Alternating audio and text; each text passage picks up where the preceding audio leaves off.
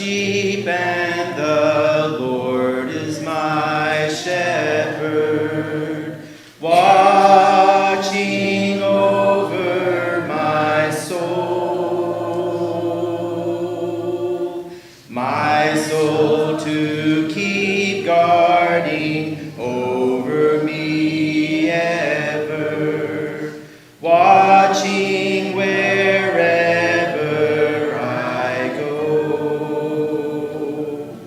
And when the winds blow, he is my shelter, and when I'm lost and alone, he rescues me. And when the lion comes, he is my victory, constantly watching over me.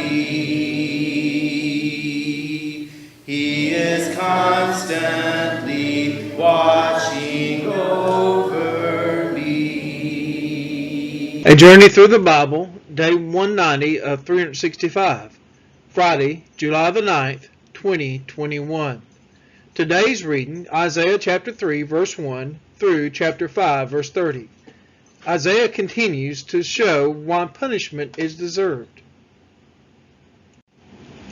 Isaiah chapter 3, verses 1 through 8. For behold, the Lord God of hosts is taken away from Jerusalem, and from Judah support and supply, all support of bread, and all support of water, the mighty man and the soldier, the judge and the prophet, the diviner and the elder, the captain of 50 and the man of rank, the counselor and the skillful magician, and the expert in charms. And I will make boys their princes, and infants shall rule over them. And the people will oppress one another, every one his fellow, and every one his neighbor. The youth will be insolent to the elder, and the despised to the honorable. For a man will take hold of his brother in the house of his father, saying, You have a cloak, you shall be our leader. And this heap of ruins shall be under your rule. In that day he will speak out, saying, I will not be a healer. In my house there is neither bread nor cloak. You shall not make me leader of the people. For Jerusalem has stumbled, and Judah has fallen, because their speech and their deeds are against the Lord, defying his glorious presence. Isaiah chapter 3, verses 9 through 17. For the look on their faces bears witness against them. They proclaim their sin like Sodom. They do not hide it. Woe to them, for they have brought evil on themselves. Tell the righteous that it shall be well with them, for they shall eat the fruit of their deeds. Woe to the wicked, it shall be ill with him, for what his hands have dealt out shall be done to him. My people, infants are their oppressors, and women rule over them. O my people, your guides mislead you, and they have swallowed up the course of your paths. The Lord has taken his place to contend. He stands to judge peoples. The Lord will enter into judgment with the elders and princes of his people. It is you who have devoured the vineyard. The spoil of the poor is in your houses. What do you mean by crushing my people? By grinding the face of the poor, declares the Lord God of hosts. The Lord said, because the daughters of Zion are haughty and walk with outstretched necks, glancing wantonly with their eyes, mincing along as they go, tinkling with their feet. Therefore the Lord will strike with a scab the heads of the daughters of Zion, and the Lord will lay bare their secret parts. Isaiah chapter 3, verses 18 through 26. In that day the Lord will take away the finery of the anklets, the headbands, and the crescents, the pendants, and the bracelets, and the scarves, the headdresses, the armlets, the sashes, the perfume boxes, and the amulets, the signet rings and nose rings, the festal robes, the mantles, the cloaks, and the handbags, the mirrors, the linen garments, the turbans, and the veils. Instead of perfume there will be rottenness, and instead of a belt, a rope, and instead of well-set hair, baldness, and instead of a rich robe, a skirt of sackcloth, and branding instead of beauty. Your men shall fall by the sword, and your mighty men in battle, and her gates shall lament and mourn, Empty she shall sit on the ground. Isaiah 4, verse 1. And 7 women shall take hold of one man in that day, saying, We will eat our own bread and wear our own clothes. Only let us be called by your name. Take away our reproach. Isaiah chapter 4, verses 2 through 6. In that day the branch of the Lord shall be beautiful and glorious, and the fruit of the land shall be the pride and honor of the survivors of Israel. And he who is left in Zion and remains in Jerusalem will be called holy, everyone who has been recorded for life in Jerusalem. When the Lord shall have washed away the filth of the daughters of Zion, and cleansed the bloodstains of Jerusalem from its midst by a spirit of judgment, and by a spirit of burning.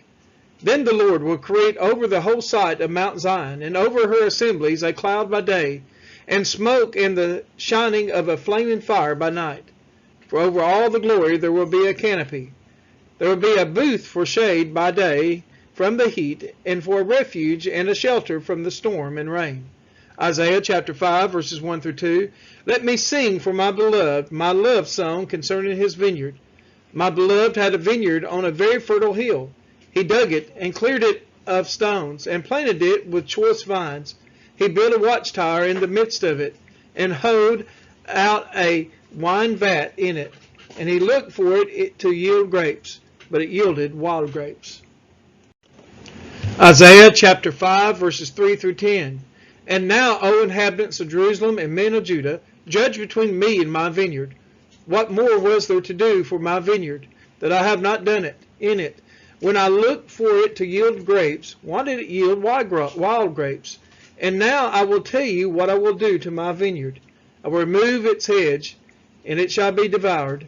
I will break down its wall, and it shall be trampled down. I will make it a waste, and it shall be pruned or hoed, not be pruned or hoed, and briars and thorns shall grow up. I will also command the clouds that they rain no rain upon it. For the vineyard of the Lord of hosts is the house of Israel, and the men of Judah are his pleasant planting. And he looked for justice, but behold bloodshed, for righteousness, but behold an outcry. Woe to those who join house to house, who add field to field, until there is no more room, and you are made to dwell alone in the midst of the land. The Lord of hosts has sworn in my hearing, surely many houses shall be desolate, large and beautiful houses without inhabitant. For 10 acres of vineyard shall yield but 1 bath, and a homer of seed shall yield but an ephah. Isaiah chapter 5, verses 11 through 17. Woe to those who rise early in the morning, that they may run after strong drink, who tarry late into the evening as wine inflames them. They have lyre and harp, tambourine and flute, and wine at their feasts, but they do not regard the deeds of the Lord, or see the work of his hands. Therefore my people go into exile for lack of knowledge. Their honored men go hungry, and their multitude is parched with thirst. Therefore Sheol has enlarged its appetite and opened its mouth beyond measure, and the nobility of Jerusalem and her multitude will go down, her revelers, and he who exults in her. Man is humbled, and each one is brought low, and the eyes of the haughty are brought low. But the Lord of hosts is exalted in justice, and the holy God shows himself holy in righteousness. Then shall the lambs graze as in their pasture, and nomads shall eat among the ruins of the rich. Isaiah chapter 5, verses 18 through 24. Woe to those who draw iniquity with cords of falsehood, who draw sin as with cart ropes, who say, Let him be quick, let him speed his work, that we may see it. Let the counsel of the Holy One of Israel draw near, and let it come that we may know it. Woe to those who call evil good and good evil, who put darkness for light and light for darkness, who put bitter for sweet and sweet for bitter. Woe to those who are wise in their own eyes and shrewd in their own sight. Woe to those who are heroes at drinking wine, and valiant men in mixing strong drink, who acquit the guilty for a bribe, and deprive the innocent of his right. Therefore, as the tongue of fire devours the stubble, and as dry grass sinks down in the flame, so their root will be as rottenness, and their blossom go up like dust. For they have rejected the law of the Lord of hosts, and have despised the word of the Holy One of Israel. Isaiah chapter 5, verses 25 through 30. Therefore the anger of the Lord was kindled against his people, and he stretched out his hand against them and struck them.